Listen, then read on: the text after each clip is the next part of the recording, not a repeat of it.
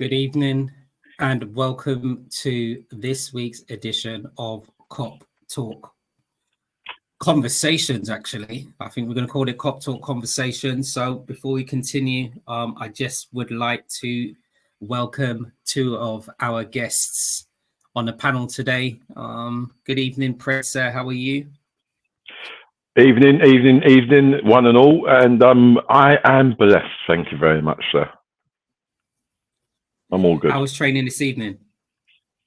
Training was very cold, very cold. But it was a nice light session. Hence my me being on time tonight. All right, good, perfect. And welcome, Billy. Thanks for coming to join us this evening. How are you, sir? Yeah, I mean, I'm buzzing. I'm absolutely buzzing. If you don't know, then you should know. That's what I'm going to say on that. Well, you know what? Before we continue, we were speaking about it off the camera. Tell us about your Chelsea result this evening. Seems like you guys ended up having a good game. Yeah, man. Look, it's a Liverpool channel, but I'm never going to deny the opportunity to talk about the club I love. You're a guest, mate. You're a guest. Carry on. Don't worry. We won 8-0. Look, it's against Noah. Credit to them. You know, they only started up 7 years ago, so to get to the level that they're at is unbelievable. But look, you can only beat the opponents in front of you, and we've done that quite convincingly. Sitting top of the Conference League. So, yeah. What's the name? What was their name? Noah. Literally, how you spell the name Noah. Noah. Who are they? Exactly. They're currently sitting fourth in the Armenian Premier League. So, yeah, that's all I can say about them. But yeah, 1-8-0, and yeah, I'm always good and happy here. Look at him; he's buzzing with that moustache of his. I mean, he's buzzing. Cold, man. Come on, shout it out. Yeah. Speak us through this. Speak us through to the new attire, then, Billy. What's happening there? Look, man, it's November. Look, the thing is, I always look scruffy in my beard, and I was like, do you know what? It's November, Movember. Let's just shave that off. Let's keep that for a month, and let's see what's what. And yeah, I'm all right with it so far. I've been called a nonce too many times. It's all for charity, man. It's all for charity. Yeah, exactly, man. Cool. He ain't been called a nonce yet. What's he called? Well, good evening, Mr. Solo from the Man United Agenda. Just want to have a big shout out to Solo once again. Does so much for FTB Sports. Quite instrumental in supporting us. Set up Kop Talk as well. So big up to you as well. I hope you're out there walking the beat and looking after London. I know you're usually doing that. Good evening, Mr. Blake. Mr. Blake, Dr. Blake. Not able to be on the show today, but other engagements. I think he's out of the country, spending all of that crypto coins that he's got there. So I hope you're well out there. And we look forward to seeing you next week, Doctor. See how Doctor go out there. See how Doctor went out there and not even sharing not one of his crypto, And he kept that. Well, he kept that quiet as well. Watch me and him next week. Doctor actually took this. We're actually going to come to this as well. So Doctor was saying, no surprise, Liverpool are top of every league. 3 of the back 5 have played in 3 Champions League finals. I think, yeah, that's an amazing statement as well. And I think it's something that we're going to touch on throughout the show as well, about Liverpool's current performances. We'll be touching on the Brighton game and the Bayer Leverkusen game. So don't forget to remain tuned into the show. Good evening, Chris. Good evening, ladies and gentlemen. Just in case people get offended. No, it's fine. You're not, Chris. It's good. We do have a lot of females, or ladies, as you put it, that do actually tune into the show as well. So it's good that you're out there giving them a big shout out as well. So good evening, Chris. Hope that you're well, sir. Chivalry is not dead when CW's exactly. around. Noah will be a few EFL teams. So there you go then, Billy. I think Chris has said about that team that you were playing against. Yeah. To I think No, the thing is, it's easy to look at it and go, oh, 8-0, Noah must be an awful side. But the thing is, like, our team value is worth more than the whole of the competition combined. So it's hard to overlook Chelsea anyway. It's just a team. But like I said, Noah are currently sitting fourth. So yeah, I know it's the Armenian league, but again, you can only beat what's in front of you, and they're clearly doing that. So exactly, definitely. Good evening, Mr. Fitzwarren. Big shout out to you as well. Greetings, gents. Greeting back to you as well. So let's get this show underway. Brighton versus Liverpool. Or should we put it the other way around, because they actually come down to Anfield, didn't they? Yeah, they did. Midday kickoff on Saturday. Thoughts on the game, Freds? I'll hand it over to you. Yeah, I think it's starting to become a pattern that in the first half, and it's something that I think Liverpool supporters have now started to get used to in regards to the first half. Under our predecessor, we came out the traps like mad quick.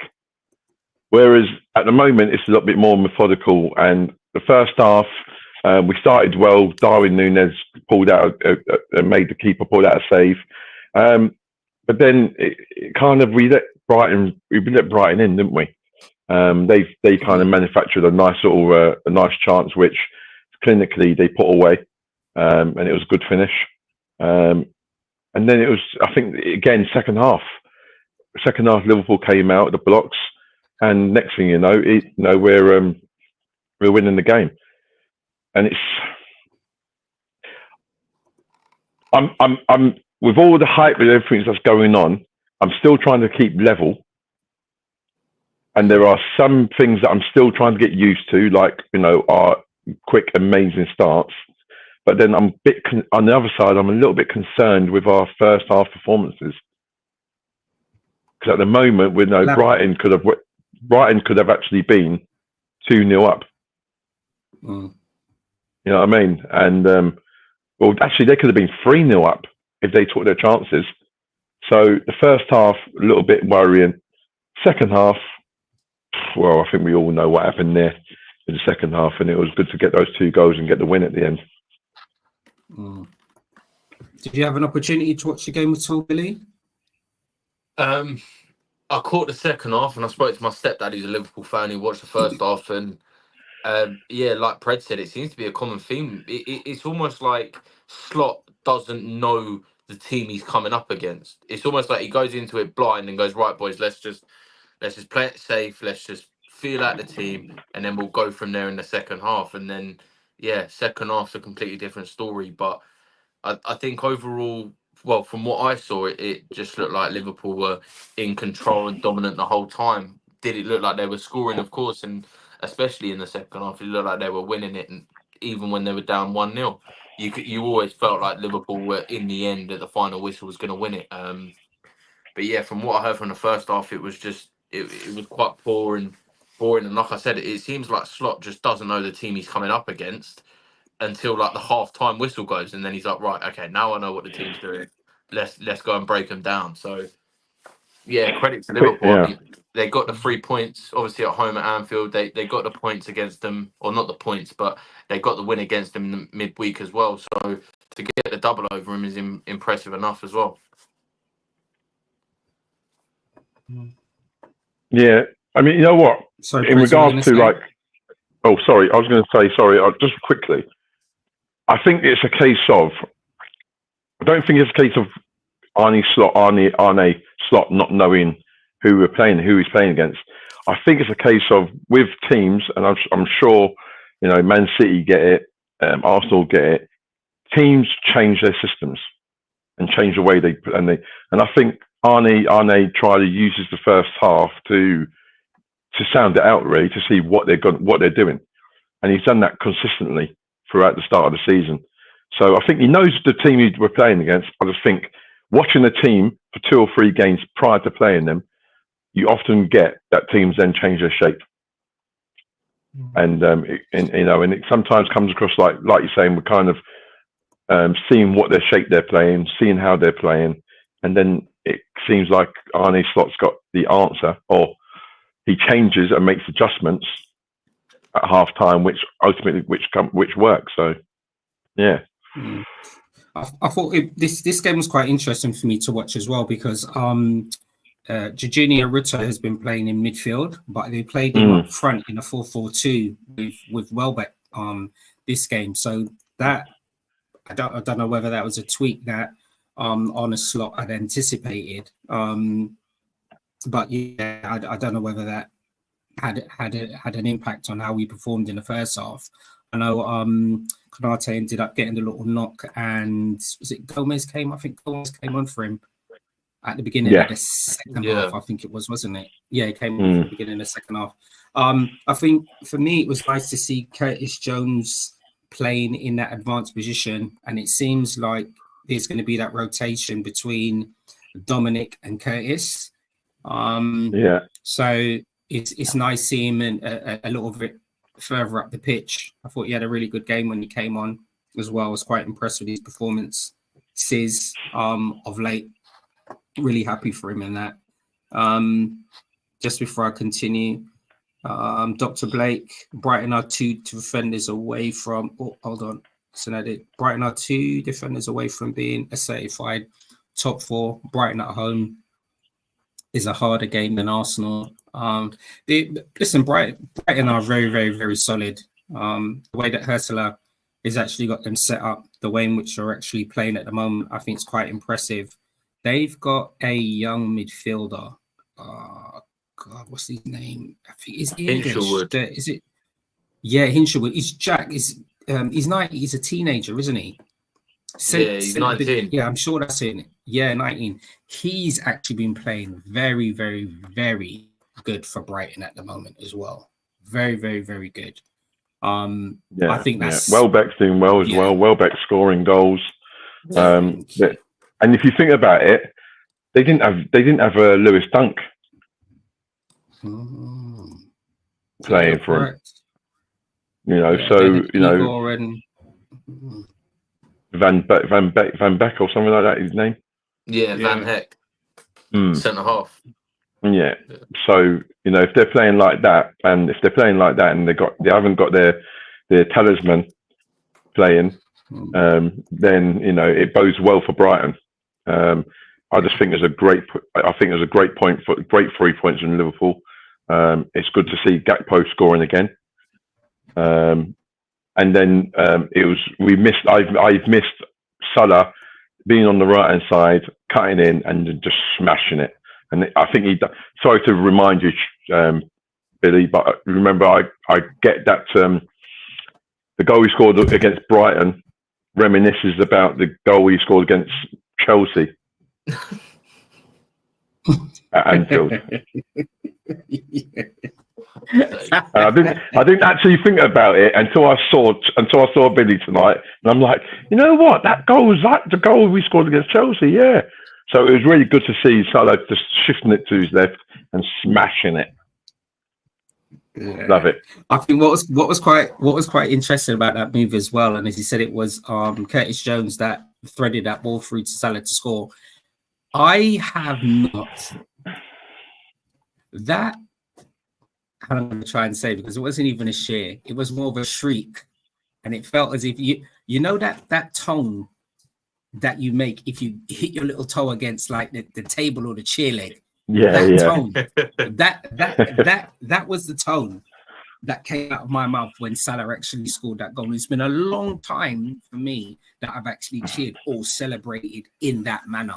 I think it was just the way that the ball went through, the way that he just dragged Espina into position needed to, and the way that he just whipped it in, you can see. And it was interesting, the statement that he said after that as well, Salah, on his own page about, I think it was just really just to say about he wants to remain a legend at Liverpool. He wants to continue breaking records. I don't know if he's tapping in there, making a statement to say, look, give me the contract, or just to say, well, I'm going to be moving on. I think he wants a contract personally. But I think he wants to stay, I think so. But the finish from Salah, I thought was just breathtaking. Yeah. Absolutely. And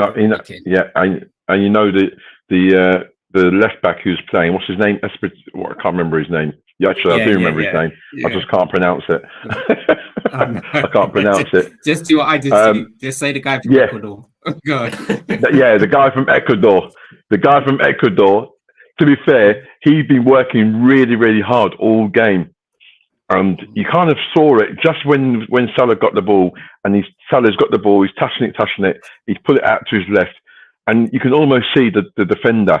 He was out on his feet. He was out on his feet.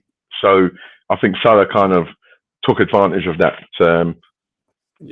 So yeah. And another thing that I think I was quite impressed by Brighton as well is that in addition to them making that slight adjustment to their formation, playing a 4-4-2, and instead of playing Water up top, we mentioned about the young midfielder playing in there. Wood, but the other midfielder as well, I think he's 21. So the fact that they were actually able to boss the game, and I agree with Doctor as well, that was a very hard fought 45 minutes, that first half.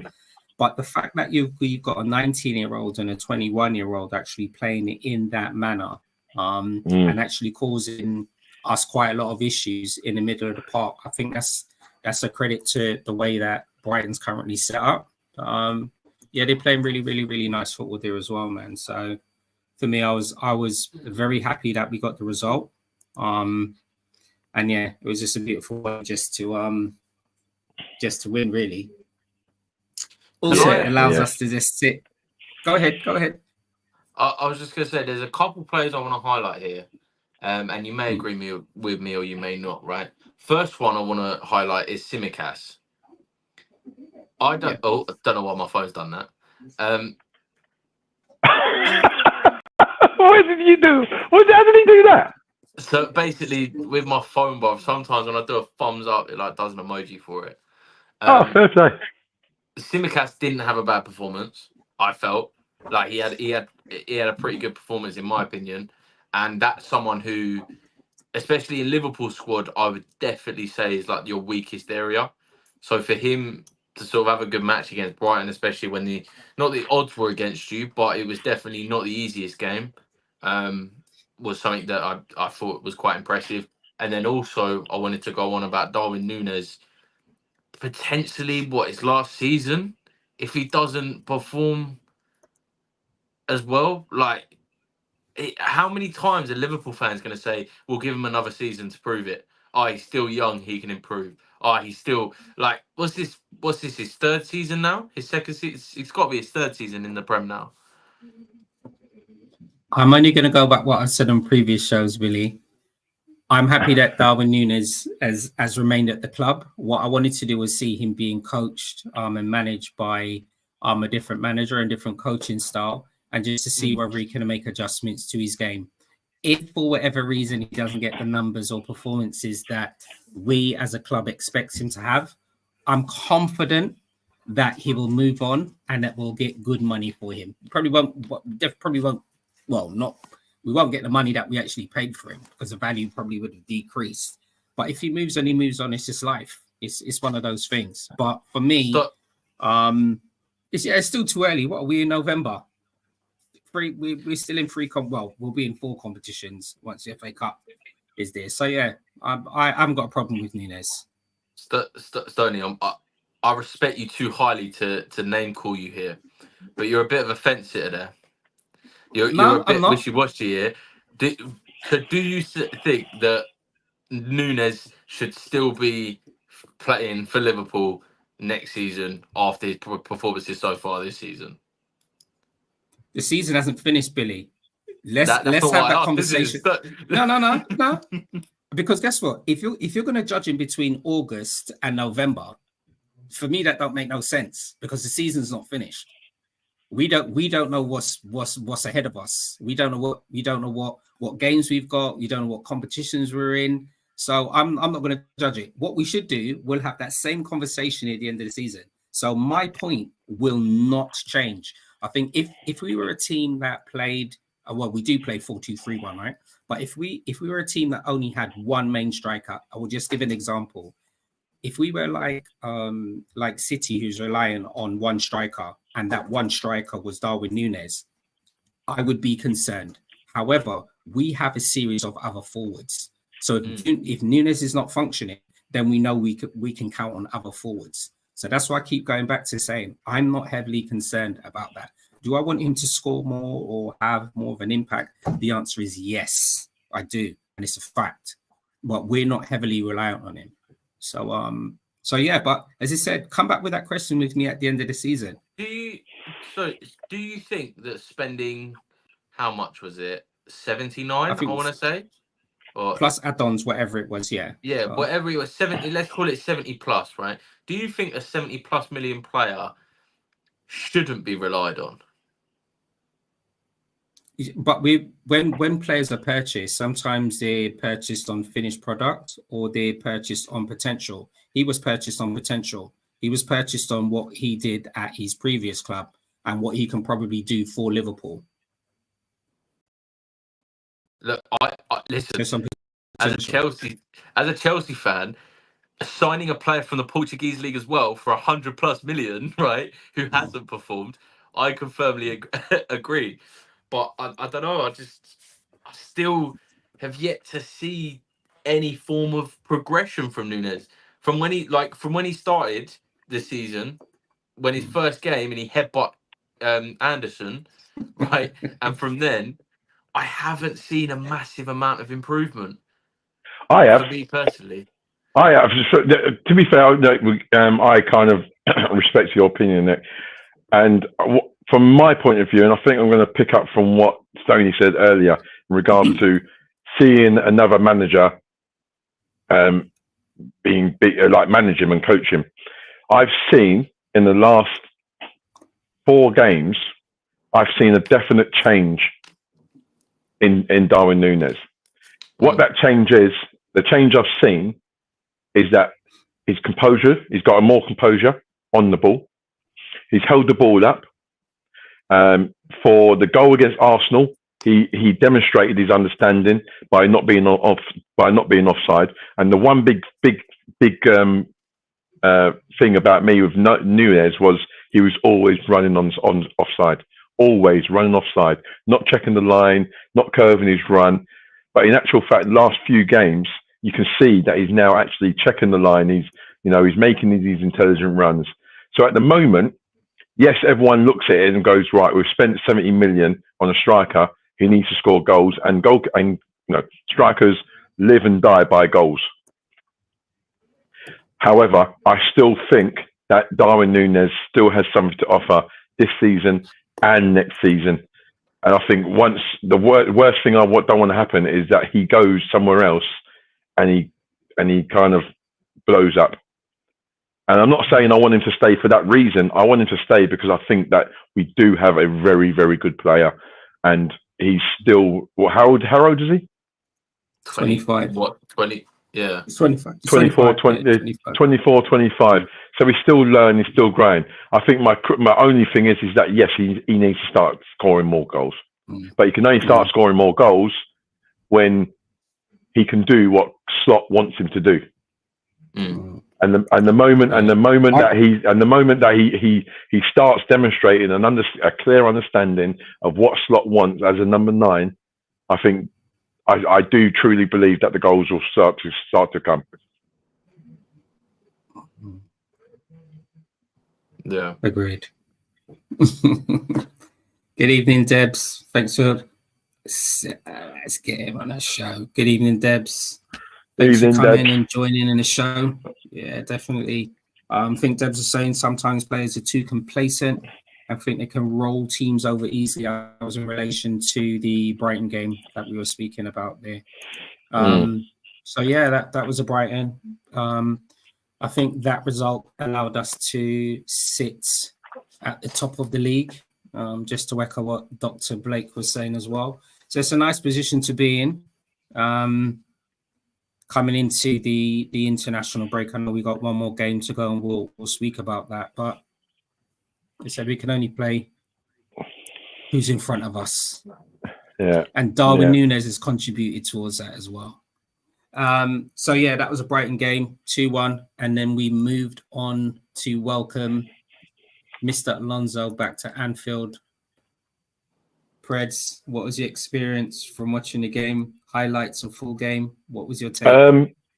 My take again. First half was like a chess game, very cagey.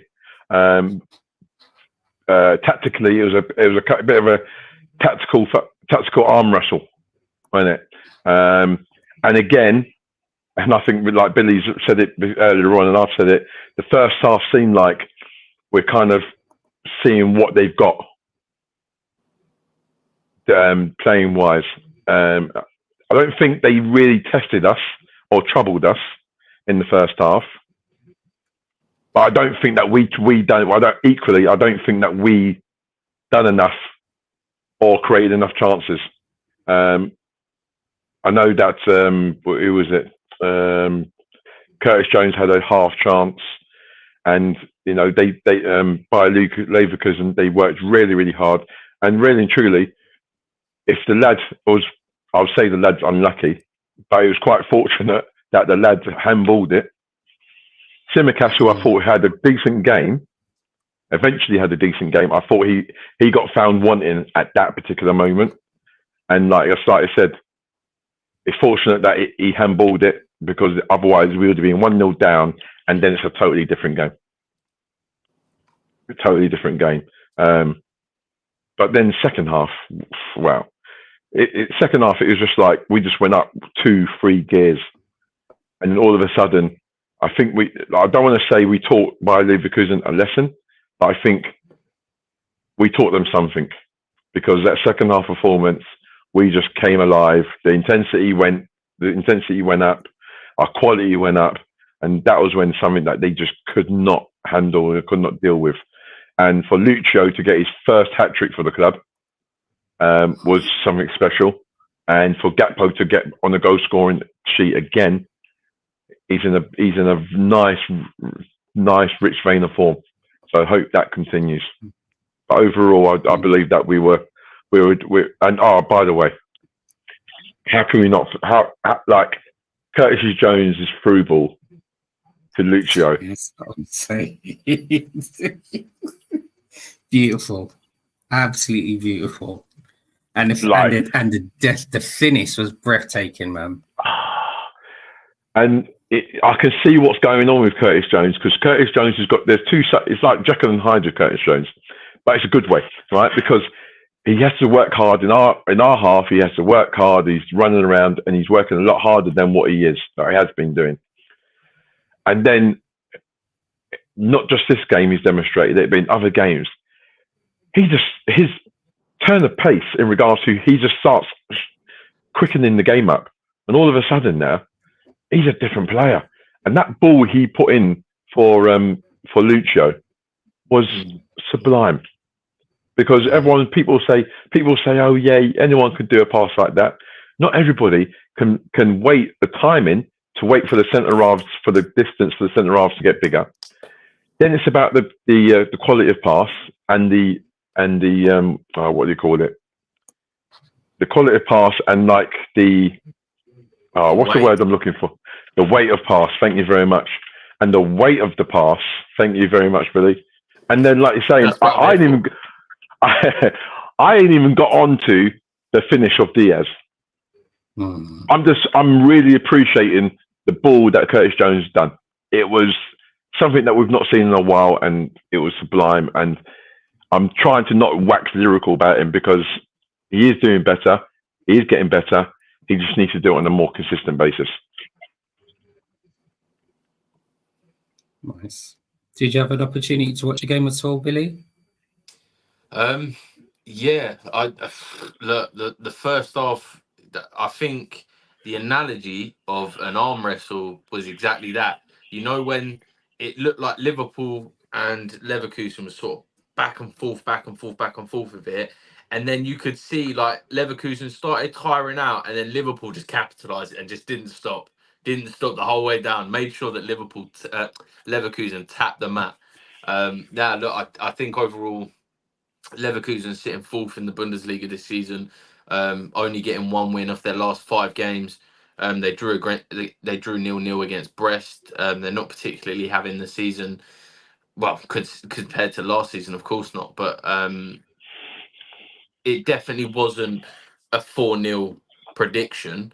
But to go and do that's a huge statement for Liverpool Football Club. You know, the amount of, especially this game over most, I'd say. This game is specifically because you look at the amount of haters and the amount of doubt you had going into this season. I was one of them. I didn't put you in the top 4.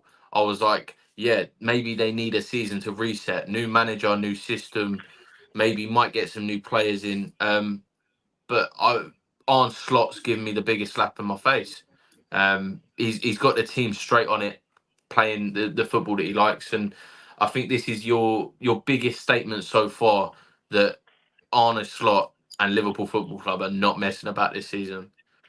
You know, like I can't remember who the comment was. Apologies, but you're sitting top of the table for the Champions League and the Premier League, 2 of the biggest competitions in the world. So Arne Slot is doing something right, and the Liverpool players deserve credit for that as well. Well said. And as Eve's mentioned as well, good evening, Eve. Thanks very much for tuning into the show. Eve said, don't forget about the 12th man on both games. We lifted them, and it was an incredible atmosphere. Can only agree on that as well. So big shout out to you, Eve. Demos, thanks very much, sir, for coming in and joining in the game. It was quite interesting what you were saying just a minute ago, Billy, about tests under Slot. I'm just not quoting you. I'm just saying this, some of the stuff that's been happening in media. It seems like every game that Slot's playing is a test now. They're saying it was a test playing against Chelsea. It was a test playing against Arsenal. It was a test playing against Bayer Leverkusen. Like, just let the man just rest now for the moment. You know, whatever tests or whatever tasks are put in front, himself, the coaching staff, and Liverpool appear to be relishing it.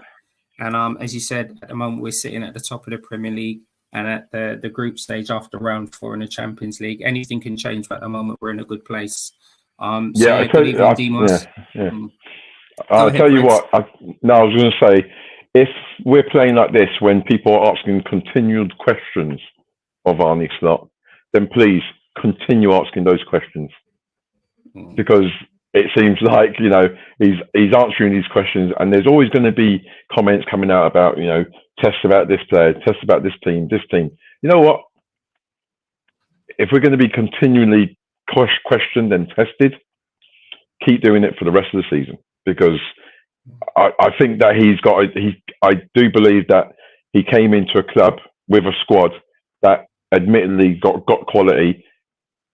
Yes, there's 1 or 2 positions that probably need improving, but I think he's actually made us tactically better, defensively and attacking. And I think that we're more thinking, more of a methodical kind of football team now. We're not just going gung ho. He's thinking of different. I think he separates the football in quarters, and I think every quarter there's something new, or there's something that he's dealt with, or something that he's put his hand to, which makes it look even more impressive, doesn't it? You know, and the players are reacting to it, and the players are on board. So, touch wood, and long may it continue. Thank you. I thought what was nice about the Leverkusen game as well, and I think it was nice seeing Diaz playing centrally. I think it was nice, and it goes back to what I was mentioning before, Billy, when you asked the question about the goal output of Darwin Núñez. And I think this just, for me, I'm just talking about me, right? This just kind of re-emphasizes my thoughts on that, and it just goes back to say, if we only had one striker, then I would be concerned. But the fact that we've got variations in arm forward players, and all of them are now showing that they're interchangeable and actually playing different positions and different styles and formations, it just means for me that there's not the weight or constant pressure on any player to score all of the goals. It's actually a shared responsibility. And hopefully Darwin will be able to chip in. Hopefully Darwin will be able to chip in and contribute to that, and I'm confident he will. Good evening, Debs. Debs is just asking, so do we need a new, younger and more capable left back? So Debs, I'm just going to throw this question back to you, sir. What 3 left backs would you like Liverpool to be linked with? So what 3 left backs would you like Liverpool to be linked with, Debs? That question's out to you because Dr. Blake's obviously asked the same question. Go ahead, Billy, sir. Rico Henry, Robinson from Fulham, and also you are looking at if we're looking for someone a bit less experienced who I think could get to the top level is a left back from Borussia Mönchengladbach called Luca Netz as well. Those would be my 3. Are you sharing your questions with Billy before the game? That's great. That's great research. That's great knowledge. That Bill, I'll tell you what, I'm impressed by that. I'm telling you. And when Billy come out with the one from Borussia Mönchengladbach, I'm like, what? Let me get my pen and start writing that down. Great knowledge, mate. Great knowledge. Our defense is better as Trent is not bombing forward aimlessly anymore. So have we seen an adjustment in the way in which Trent is playing under Slot? What do you guys think? Yes, there has been an adjustment. There's a few times that I've caught when the camera's gone on to Arne Slot, and I think Arne Slot's slightly frustrated sometimes with Trent because Trent tries to do these long marauding balls, and now we know he can do them, but then it's just the timing of doing them. And I did see on Brighton game just in the Brighton game and the game before that, the camera's kind of gone onto Arne Slot when Trent's tried a diag ball, and the diag ball's not, he's fluffed it. And I'm just thinking to myself, does Arne want Trent to do those long marauding crossfield diag balls, or does he want to keep it a little bit more kind of simple and a little bit more thing? But then, why would you want to hold back someone who has the unbelievable ability to pass the ball in the way that he does? But adjustments into the game. Yeah, like I said, it's more methodical. It's more controlled, and I think he's benefiting from this new kind of adjustment that Arne Slot's giving him.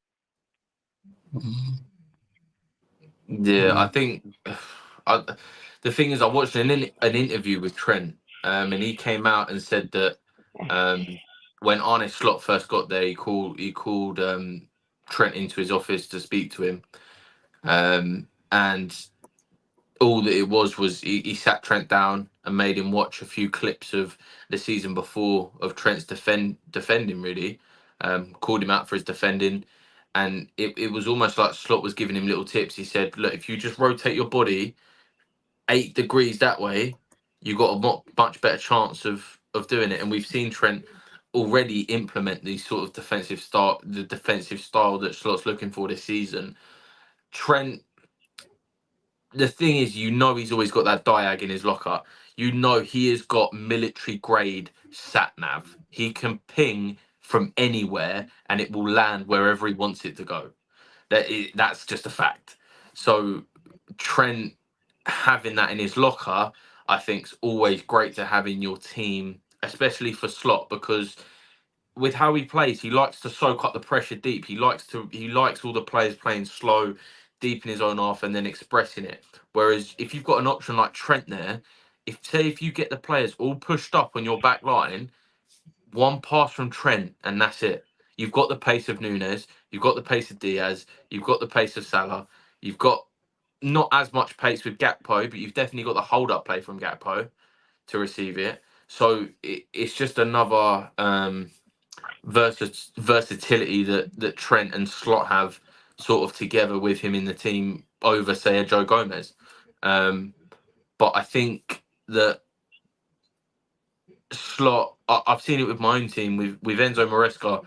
He's lost his head when one of our players has hoofed it long. He goes mental on the sidelines, and I think it can be frustrating, especially as a new manager coming into the team. You want your style played how you want to, but also I think it's partly Trent just for years with Klopp being told hoof it long if you can see it because you will make it. Maybe needs to be a bit more reserved, but then again, if he was, he wouldn't be the Trent that's so loved by the fan base. So there's pros and cons to it, but it depends what you want really. Like I said, it works hand in hand with Slot, especially if they try and press high. Trent's one ping away from getting 5 bars. So yeah, definitely. And so on to our game on Saturday. We've actually got a late kickoff on Saturday, 8 p.m. kickoff. Playing against Aston Villa. Before I get onto that game, oh, here we go. Hold on. Before I move on, Debs is actually responded. Let's see if he's in line with what you were saying, Billy. Left backs agree with Billy with Robinson. Not too sure about Henry. There's also young Davies from Ipswich. He has the potential. Okay, well, that's good. So at least there's a variation as well. Yeah. Stoney, who last week out of the panelists mentioned the lad from Bournemouth? One of us, not one of us because I didn't do it, but he's either from last week, and I'm going to have to watch it again. It might have been Doctor actually, might have been Dr. Blake, but he mentioned the lad from Bournemouth, and at the time I thought, no, I'm not sure about that. And then I see the boy play against Arsenal, and I thought, ooh, you know what? Kirkes. Yeah. He looked tidy. Okay. He looked tidy. Okay. I have to have that player on my radar as well. Yeah. I think I've been slacking with my scouting at the moment, man. So that's gonna have to get me back in tune. But I want to give a shout out as well. I want both of you to pay attention to a player in the Belgian league. He's also a left back, but the thing is with Ghent, they play a back 5, so he's more of a wing back / wide midfielder. And his name's Archie Brown. He's like 6'1" or 6'2", playing as a left back / left wing back.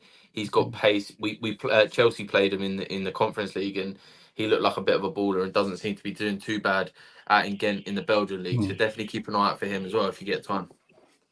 Okay. Archie Brown, yeah. Yeah. Okay, we'll definitely do that.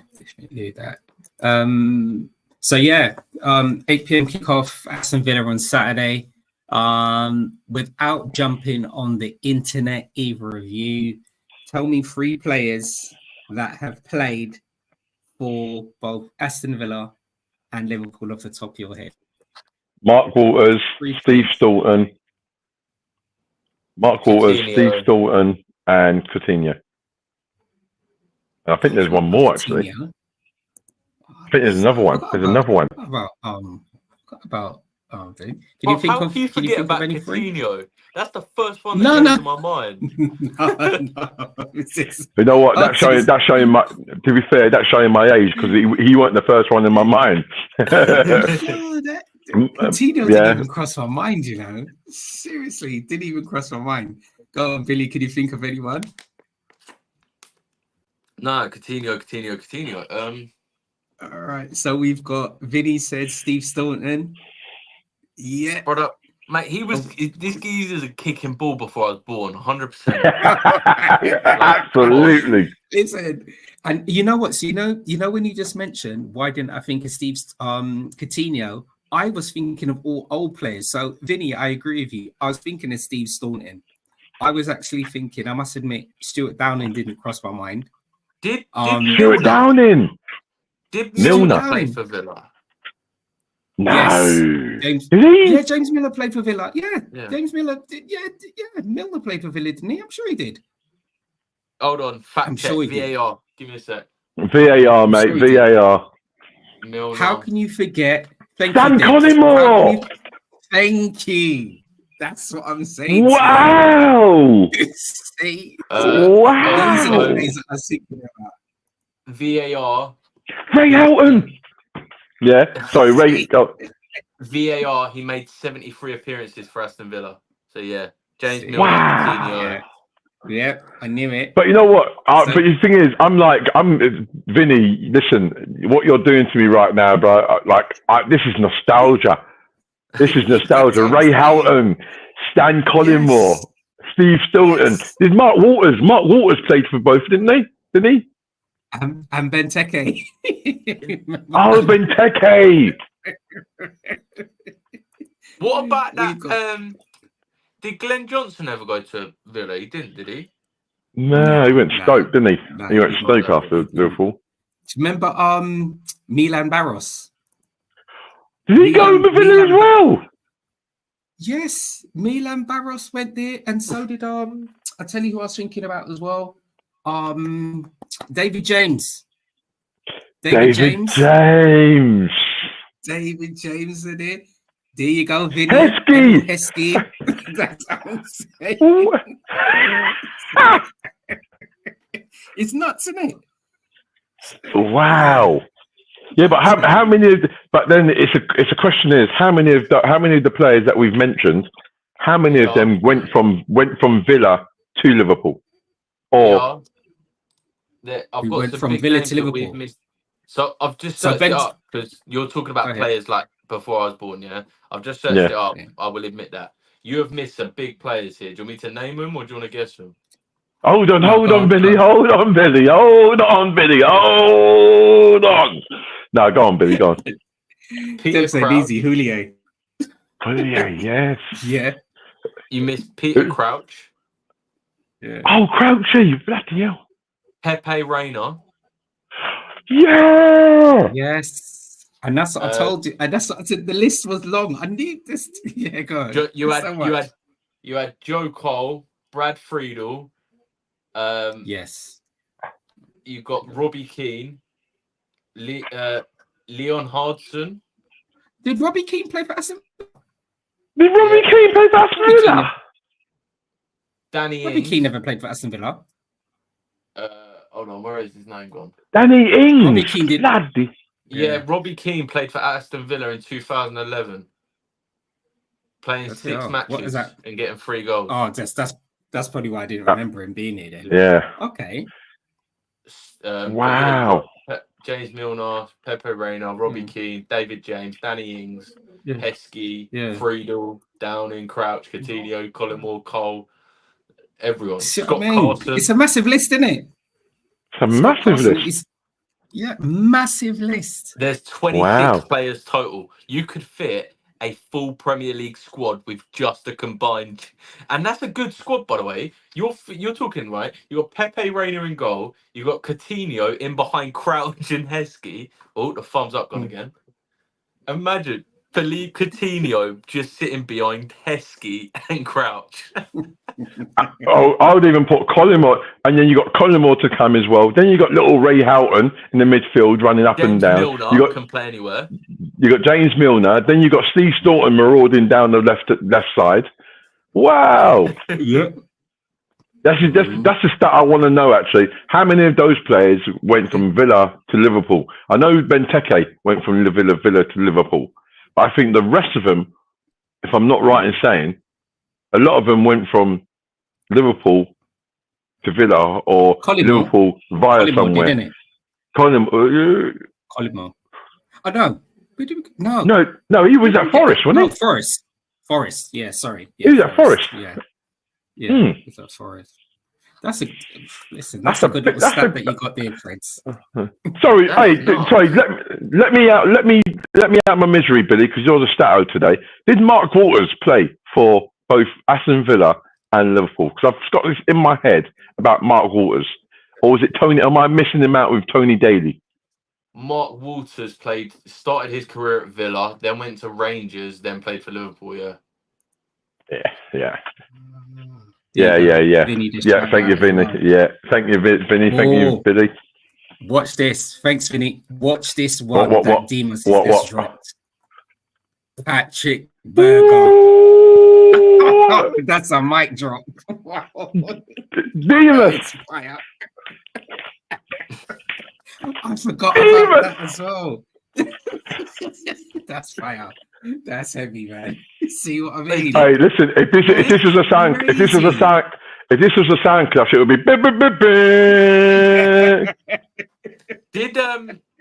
Did Mignolet play in the Prem after Liverpool, or am I tripping?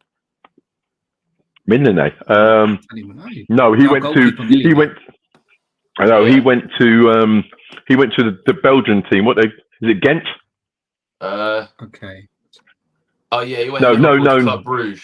Yeah. Bruges, Club Bruges. That's it. Club Bruges. He's gone there. I don't know why I have Mignolet in my head in playing for Villa. But Demas has gone. Demas has just dropped the mic and gone. Patrick Berger, wow. You know what? That's some old school nostalgic things. Yeah, it's interesting. Very interesting, Stoney. And it's very interesting things like when the fixture was coming up. That's the thing that was going through my head. I was trying to think of all of the players that have played for both teams, but there's so much players that you guys have mentioned. I completely forgot. Completely didn't even cross my mind. I had to use a list because half these players didn't play when I was born. I had to search it up. And if you haven't seen half those players, Billy, then I would just go on to YouTube because that's some good players there. I'm telling you, some real good players there. That's so true. So yeah, 8:00 Saturday, we welcome Villa to Liverpool. Villa are obviously in a rich vein of form as well. Who do you see being the key players, Preds? Well, Watkins, that little bumble ass always comes and starts thinking. Stephen McMahon as well, yeah. Sorry, going back, I just saw Vinny's comment. Yeah, Watkins, he always, you know what? I don't dislike him personally. I don't know him personally to dislike him. But as a footballer, I don't like him. Because remember when they put what was it, 6 or 7 past us that day, back in the day. Yeah. And it was just, and I know it's really petty. I know it's really petty, and a lot of people are going to say, "Oh, come on, Preds, fix up in it." But when he scored, right, and his face, when he gives those little cheeky little facials and things, and it wound me up. It's like he scored a couple of goals and he wound me up. And I'm like, I don't like you, as a player. I don't like you because you think you're too good. But to be fair, he scored a couple of goals. And like I said, it's nothing personal. I don't know him personally. He's just one of those. His face winds me up because he wound me up when, yeah. So Watkins is one. I'm not going to go too much into it. I think Martinez is going to be really important for him as well in goal. And I really do hope that brother who handballed it yesterday, I really do hope he does the same again. What's his name? What's his name? Huh? Mings. Yes, Mings. Sorry, Ming. Yeah, Ming. I tell you what a stupid thing to do. Like what? But anyway, yeah. I hope he's there. The thing is, Arsenal did that last season, and they got away with it. Yeah, but not in the Champions League. I mean, the league, they got away with it. In the Champions League. Oh, what, the Arsenal one? Yeah. So Gabriel's. Yeah. So basically, their keeper, I can't remember. I think it was Raya, passed it across to Gabriel against Bayern Munich in the quarterfinals. In the last minute. Yes. He passed it across to him, and then Gabriel just picked the ball up and was like, "No, I'm not playing." Yeah, so I kind of Martinez. I think Watkins is thingy. I think Tielemans is also what you call it. But the one that I'm kind of dreading most is the boy Duran, because at the moment that boy's on smoke. That boy, everything that boy hits at the moment goes top corners. So yeah, I'm kind of fearful and weary of the lad Duran. Okay. Billy, who do you see being any of the key players for Aston Villa when they come to visit Anfield on Saturday? Firstly, I want to say how fucking jammy to get 3 fucking home games in a row must be nice. Secondly, look, 2 players that Preds didn't mention actually, I think are going to be the biggest threats, and that is Brendan Rodgers. Not Brendan Rodgers. Is it Brendan Rodgers? What's his name? Brandon Rodgers. Oh, Brandon Rodgers, the midfielder. Yeah, the young midfielder. He's a talented player, and also Morgan I think Jacob. Rodgers. Oh yeah, that's it, Morgan, not Brent. And then also Jacob Ramsey. I think he's going to be coming onto the left, so I think him on the left might give Trent a bit of a problem, especially if he's trying to cut inside or whatever. Trent might follow Digne with an overlap. But yeah, I think those 2 youngsters are going to be the ones, especially athletically speaking, they're the ones that are going to be trying to keep up, constantly going. And again, I think John Duran. I don't know what it is with Chelsea, but we were heavily linked with Omarodion, the young Spanish striker. He's doing well this season, and we were also heavily linked with Duran, who we went in for.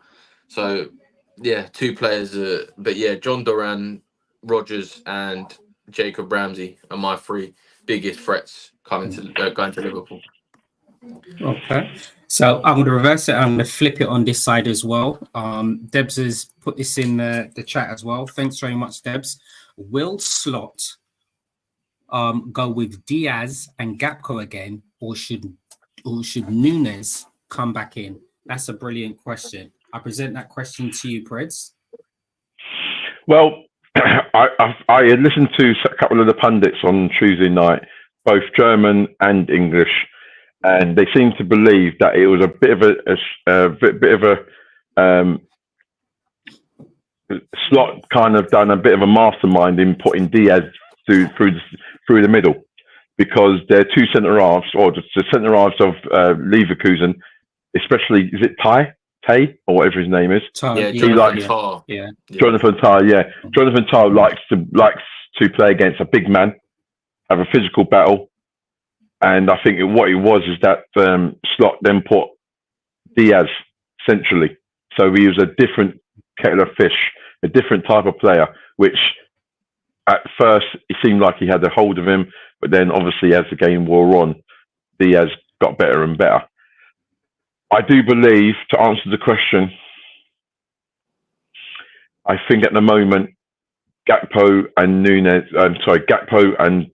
Diaz, Lucio are our men in form at the moment, and if they can keep going and keep this momentum going, I then find it very hard for Nunes to be starting in any game. So for me, in answering Debs' question, I would keep Diaz, Gakpo, and not forgetting the man Mo Salah. Thank you very much. And your thoughts, Billy, on that same question? Nunes starts for me.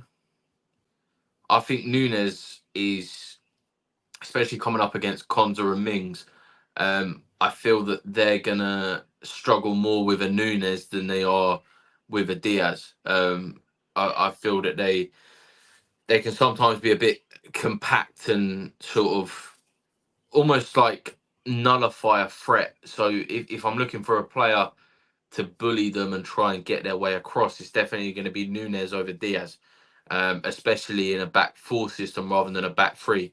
Diaz has a lot more pace and agility to spin into one of the 2 pockets that the 3 centre backs leave in a back 3 that Leverkusen play. Whereas a back 4 with Villa, I feel it's a lot easier for Nunes to bully his way through the centre of it, no matter what, if you get what I mean, rather than Diaz trying to try and pick that pocket. But I still think Diaz should play. I think it should be a Diaz, Nunes, and Salah on the right, and that's how I would personally line up the front 3. Yeah, thank you very much. So score predictions for Saturday then.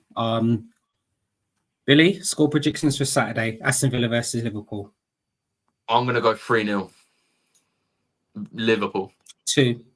All right, because I have to be careful with you. All right, Fred's score.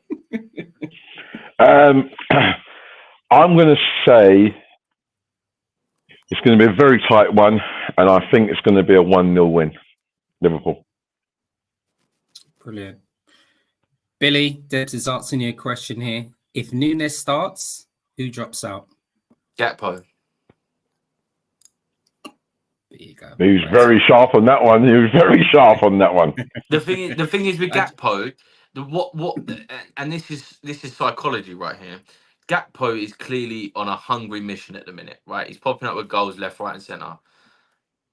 If I bench him, do you know how pissed he's going to be and want to prove a point when I sub him on against Villa?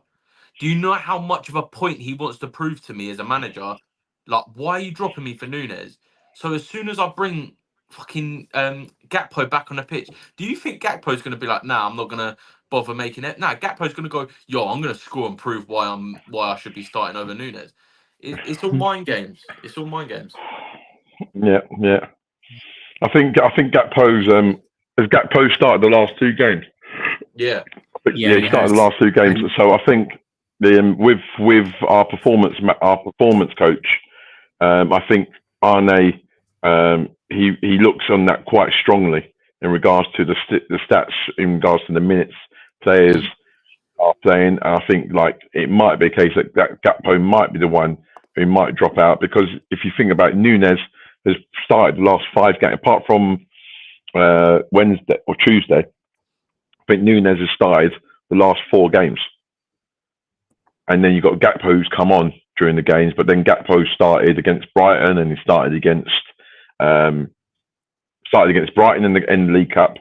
He started against Brighton at the Anfield, and he started against Bayer Leverkusen. So it might be a case of Gakpo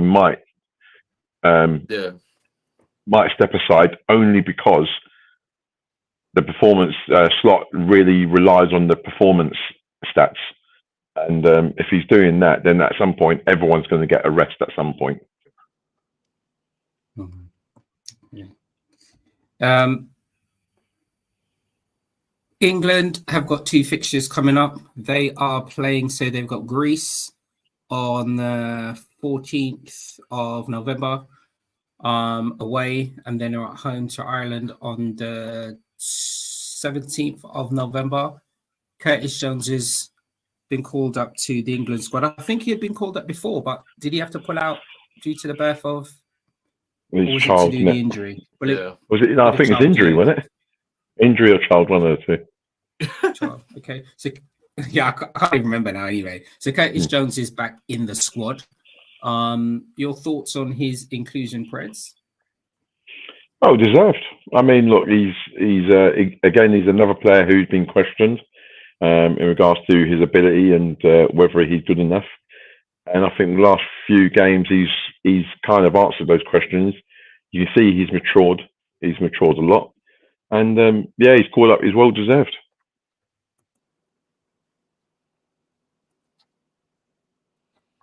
Oh, Anthony, do you know what, man? You lot, you got smacked up by Bournemouth. You then went and got smacked up by Inter. Stony, just sit back. How on earth have this? Do you know what? This is my biggest qualm. Not the Arsenal are London rivals to Chelsea. It's the fact that their fans are so. Brother, have you seen half of the excuses they've come out with? It's a joke, and yet you're trying to step to Chelsea. How? What statistically, metaphorically, how on earth can Arsenal show any sort of confidence going into this Chelsea fixture at Stamford Bridge as well?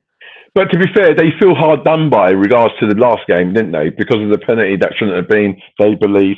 So do you not think that because they felt a bit hard done by, that they're going to come out like, they're going to come out all guns blazing, especially when their talisman is back? Sorry, who's their talisman? Odegaard, yeah. He's back. don't you think it's a bit worrying that they spend 600 million and worry that one player missing completely throws their entire team off course? Hey, listen. I'm just facilitating the conversation. Like, no, I'm just look. Look. Demas is piped up now. Look, see, not all Arsenal fans. I didn't say all. I said Arsenal. But no, look, I'm a bit concerned, especially with Cole Palmer, with that horrendous tackle that Martinez left on him. He hasn't been in training all week. Should have got a red for that, but we moved from that VAR and refs. Stoney, we've already had our debate about how useless they can be. But yeah, no, we going into it, I feel confident. I think tactically Enzo Maresca has been smart about things. Rotation's been a huge factor in it, and the players we've got and how we've got them playing, especially with how boring Arsenal play. I feel that we could come up with a real 3 points there, and yeah, carry seeing them drop lower and lower in the table. So fine by me. But and you know, it's so interesting. I think before we came on here, we were speaking about at some stage Anthony Herbert coming on and making a comment. And Anthony, you saved it right to the end of it. You're just a top man. I knew you were going to come on and do it, and on clockwork, he did as well. Absolute class. Great timing. Oh, what's this? Ooh. This is an Arsenal fan saying this. Yeah, 2-2 and Arteta out. Brother, what you got to Have I missed something?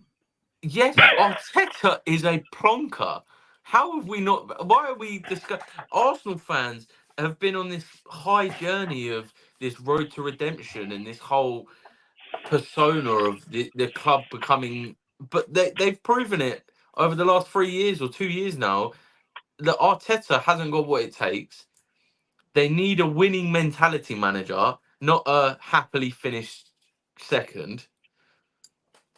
And at the end of the day, I think that Arsenal fans should be asking that question now. What is it? 7? How long has Arteta been in charge? 7 years? 5 years?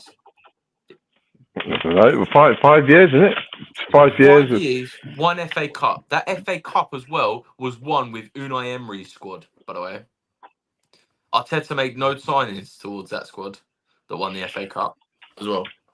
Tell you what, Demas, you've put the cat amongst the pigeons there, mate. Because I didn't even think that I didn't even think that Arsenal supporters were.